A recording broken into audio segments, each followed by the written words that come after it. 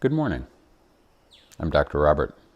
This morning, on 5-ish Minutes with Dr. Robert, the subject is cosmic evolution.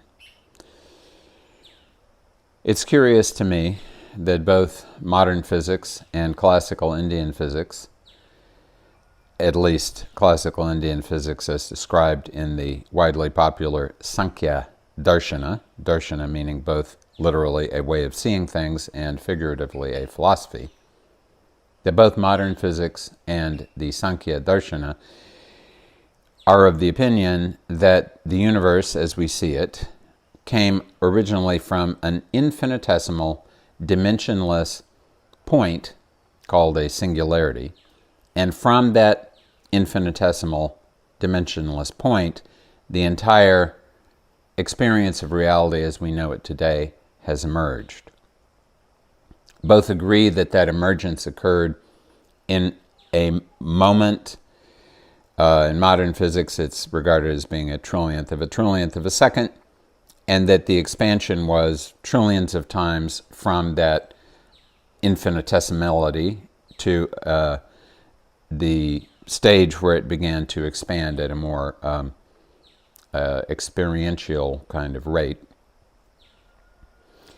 It's interesting to me that although both agree that the universe originated in this singularity, the concept of modern physics limits itself to the idea that this singularity was composed of energy and that this energy expanded, and the energy as it expanded transformed itself into matter, and energy and matter have continued to interact ever since.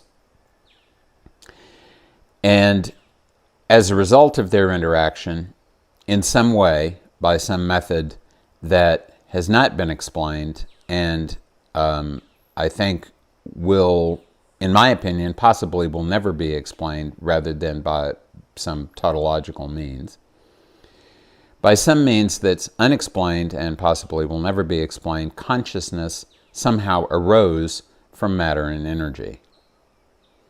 For me, it's much more believable to think along the lines of the Sankhya philosophy, which says that originally it was consciousness that was present, consciousness that had no limitations, that had no qualities, no attributes, no characteristics, nothing other than the reality of being aware of its awareness, and as it is sometimes described, being aware of the fact that there was reality, satyam, truth, in that awareness, that there was a natural symmetry and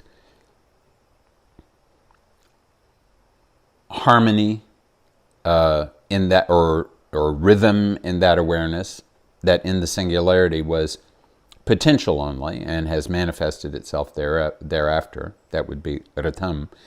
And Brihat, something that had the potential to expand itself dramatically, that it was vast. So from the Sankhya point of view, consciousness started from this potential of being real, of having harmony and rhythm, and of being potentially vast, and has expanded itself into vastness that displays a cosmic rhythm, a set of cosmic rhythms, and has continued to be real. Modern physics, on the other hand, has worked in the direction of that reality expanding itself in a material, energetic way until somehow perception dawned. To me, it's easier to grasp the concept that there is perception that is present everywhere, and that matter and energy have occurred as a result of consciousness progressively interfering with itself. Buckminster Fuller described a knot as a self-interfering pattern. And I like to think of the development of matter and energy being self-interfering patterns that have interfered with one another to such a degree that they become progressively denser and solider and more difficult of expressing themselves in the way that something that is less dense and less material can express itself.